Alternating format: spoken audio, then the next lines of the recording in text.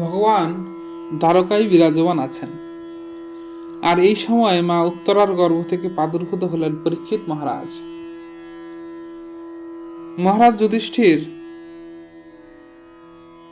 পুত্র জন্ম উৎসব করলেন।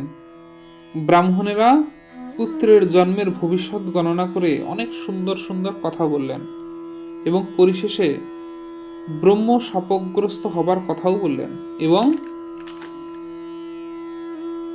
বেদব্যাস নন্দন ভগবান বাদরায়ণের শ্রীমুখ থেকে হরিকথা শ্রবণ করতে করতে ভগবতী গতি প্রাপ্ত করার কথাও বললেন। ব্রহ্ম শাপ শুনে যুধিষ্ঠিরের মন খারাপ হলেও যখন শুনলেন সুখদেব গোস্বামীর শ্রীমুখ থেকে হরিকথামৃত পানের সৌভাগ্য হবে, তখন তিনি আনন্দিত হলেন। এই সময়ে বনবাস থেকে বিদুরজি ফিরলেন। ফিরে ধৃতরাষ্ট্র এবং গান্ধারীকে চেতনা সম্বরণ করে বদ্রীনারায়ণের ক্ষেত্রে গমন করে কেবলমাত্র 7 দিনের ভজনের দ্বারাই গান্ধারী এবং ধৃতরাষ্ট্র ভগবানের চরণ কমলকে প্রাপ্তি করলেন। রাজা যুধিষ্ঠির এবার নানা রকমের অমঙ্গলের চিহ্ন দেখছেন নিজের রাজ্যে। এই অমঙ্গলের কারণ কি জানবার জন্য অর্জুনকে পাঠিয়ে দিলেন দ্বারকায়। অর্জুন কয়েক মাস পর দ্বারকা থেকে ফিরে এসে যুধিষ্ঠিরের চরণে লুটিয়ে পড়ে বিরহ বার্তা জানালেন। বলেন ভগবান স্বধাম প্রত্যাবর্তন করেছেন, তিনি আর ধরাধামে নেই। এই ধরাধামকে পরিত্যাগ করে নিজের ধাম নিত্যগোলকে প্রবেশ করেছেন। এই স্বধাম প্রত্যাবর্তনের কথা যখন শুনলেন, সঙ্গে সঙ্গে পাণ্ডবেরা সিদ্ধান্ত নিলেন, ভগবান যখন চলে গেছেন তো আমাদের কি কাজ। পরীক্ষিতের হাতে রাজ্যের ভার সমর্পণ করে দিয়ে পঞ্চ পাণ্ডব সহ দ্রৌপদীকে নিয়ে মহাপ্রস্থান গমন করলেন। গমন করে ভগবানের গতিকে প্রাপ্ত করলেন। এবার রাজা হলেন পরীক্ষিত মহারাজ। পরীক্ষিতের রাজত্বকালে খুব সুসমৃদ্ধ রাজ্য গড়ে উঠল।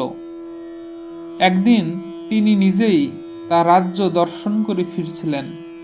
দেখলেন ভগবতী গঙ্গার তটে এক গৌমিথুন আর এক শূদ্র রাজার বেশ ধারণ করে সেই গৌমিথুনকে প্রহার করছে। এর মধ্যে বৃষ তার 3 চরণ ভগ্ন হয়ে গেছে, একটা পায়ের ওপর দাঁড়িয়ে আছে, আর ওই রাজবেশী শূদ্র এমন প্রহার করছে মনে হচ্ছে যেন ওই চতুর্থ চরণও ভেঙে যাবে আর বৃষ ধরাশায়ী হবে। এইভাবে গো নিগ্রহ দেখে রাজা পরীক্ষিত গর্জে উঠলেন, দুষ্ট আত্মা, এত বড় সাহস! কুরু রাষ্ট্রে কি পাণ্ডব শূন্য হয়ে গেছে যে তুমি কুরু রাষ্ট্রে এসে গো নিগ্রহ করো? তোমায় আজ সংহার করব। এই বলে পরীক্ষিত মহারাজ যখন ধনুর্বাণ ধারণ করলেন, সঙ্গে সঙ্গে সেই রাজবেশী শূদ্র মহারাজ পরীক্ষিতের চরণে নিবেদিত হয়ে প্রার্থনা করলেন, মহারাজ, আপনি আমায় মানবেন না। আমি আপনার শরণাগত, আমি কলি। ওহো কলি, তুমি এখানে কি করছো? তুমি তো অমঙ্গলের ছায়া, অমঙ্গলের নিকেতন, যাও। কলি হাত জোর করে বলছেন, যাও বলে কি হবে? ভগবান শ্রীকৃষ্ণের গমনের সঙ্গে সঙ্গে আমার কাল শুরু হয়ে গেছে, অথচ কুরু রাষ্ট্রকে আমি এখনো অধিগ্রহণ করতে পারি নাই। আপনি তাড়িয়ে দিলে কি করে যাব? কোথায় যাব? হিংসা, ক্রোধ, মোহ, মাৎসর্য, দম্ভ, এগুলো তো আমার সংসার, থাকবার জায়গা দিন মহারাজ। আপনি রাজা, রাজাকেই তো প্রজাদের থাকবার বন্দোবস্ত করতে হবে। আমি আপনার শরণাগত। রাজা পরীক্ষিত দেখলেন কলির অনেক দোষ। অনেক অনুসন্ধান করে একটা গুণ দেখলেন যে কলিযুগে ভগবত স্মরণ করেন যারা, ভগবানের নাম করেন যারা, তারা অনায়াসে ভগবানের চরণ কমলকে প্রাপ্তি করতে পারে। কলির এই গুণ দেখে পরীক্ষিত মহারাজ কলিকে বিনাশ করলেন না, কলিকে বললেন, যাও, তোমাকে 4টি জায়গা দিয়ে দিলাম। দূতম পানম স্ত্রী ও শোনা যত্র অধর্মশ্চ চতুর্বিধা। দূতম, যেখানে জুয়া খেলা হবে সেখানে তুমি থাকবে। পানম, যেখানে মদ্যপান হবে সেখানে তুমি থাকবে। শোনা, যেখানে জীব হিংসা হবে সেখানে তুমি থাকবে। স্ত্রিয়ম, যেখানে অবৈধ স্ত্রী সঙ্গ হবে সেখানে তুমি অবস্থান করবে। কলি বলছেন, মহারাজ, মাত্র 4টি জায়গা, আরেকটি জায়গা দিন না, আরেকটু জায়গা দিন। 5ম স্থান দিলেন সুবর্ণ, যেখানে সুবর্ণ অর্থে কিন্তু শুধু স্বর্ণ ধাতু নয়, সুবর্ণ শব্দের অর্থ যেখানে প্রয়োজনের অতিরিক্ত সম্পদ, যার দ্বারা জীবনযাপন হবে, তার থেকে অতিরিক্ত সম্পদের যদি আকাঙ্ক্ষা হয়, তার মধ্যে কলি প্রবেশ করে। এইভাবে সুবর্ণ প্রাপ্তির সঙ্গে সঙ্গে কলি খুব প্রসন্ন হয়ে উঠলেন।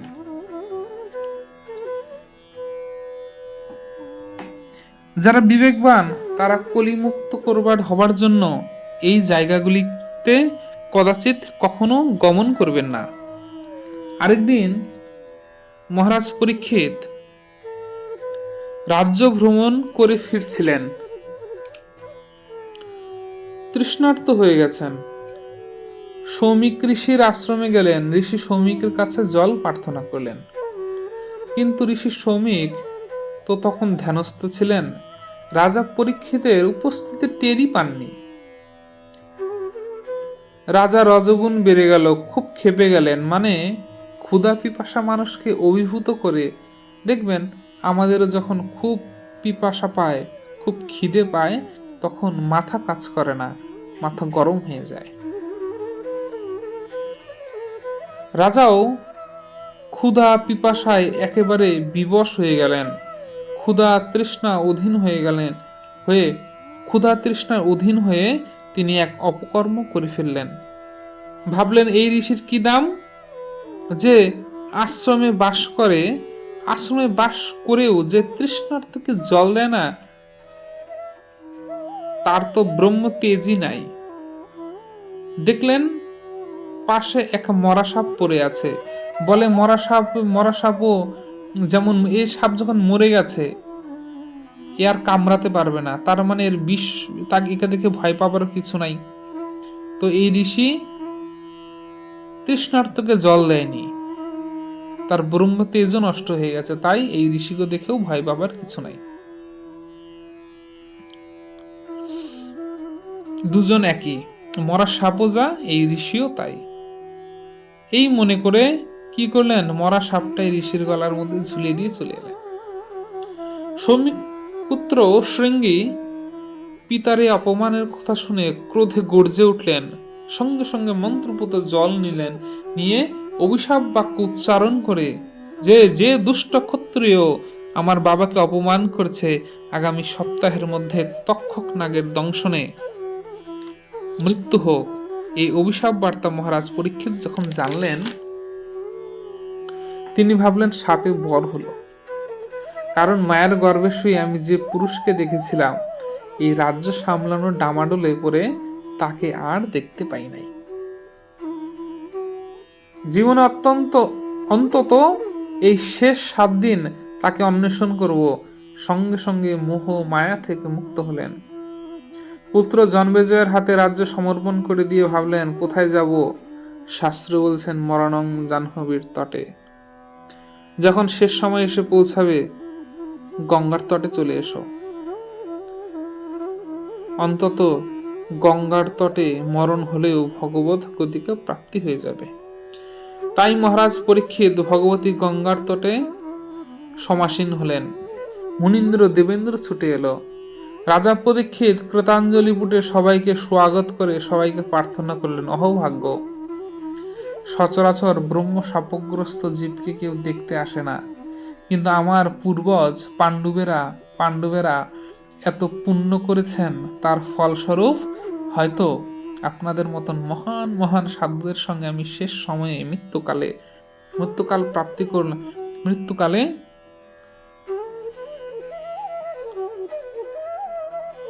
আপনাদের সঙ্গ প্রাপ্তি করলাম। হে সাধুগণ, কৃপা করে বলুন জীবের পরম কল্যাণ কি করে হয়। তো সেখানে সাধু আর বিভিন্ন সাধু বিভিন্ন মত, কারো মত ঠুনকো নয়। কেউ বলছেন মহারাজ আপনি উপবাস করুন, কেউ বলছেন মহারাজ আপনি ধ্যান করুন, তীর্থ করুন, আপনি দান করুন, কেউ বলছেন ব্রত করুন, উপবাস করুন। রাজা পরীক্ষিতের মাথা গন্ডগোল হয়ে গেল এত কথা শুনে। রাজা পরীক্ষিতের মাথা গন্ডগোল হয়ে গেল। ভাবলেন যাও 7 দিন বাঁচতাম, তাও বুঝি বাঁচা হবে না।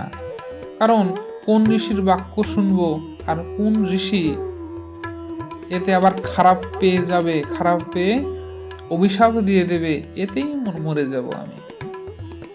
কি করি, কি করব ভাবতে ভাবতে এই সময় দেখলাম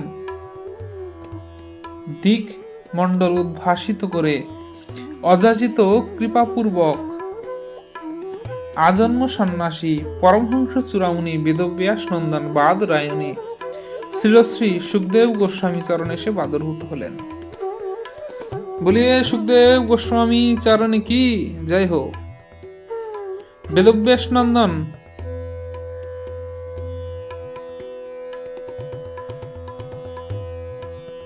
যখনই এলেন তখনই লুটিয়ে পড়লেন পরীক্ষিত মহারাজ, হে গুরুদেব, আমি আপনাকে গুরু রূপে বরণ করেছি, আপনি কৃপা করে বলুন জীবের অন্তিম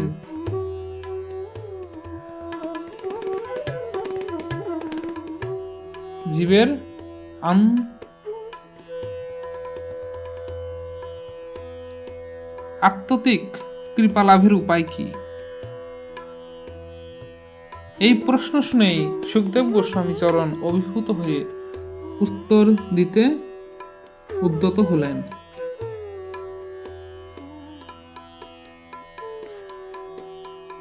আমরা আর আজ কথা এগোবো না, আজ আমরা এখানেই কথা বিশ্রাম দিলাম। জয় জয় শ্রী রাধে শ্যাম।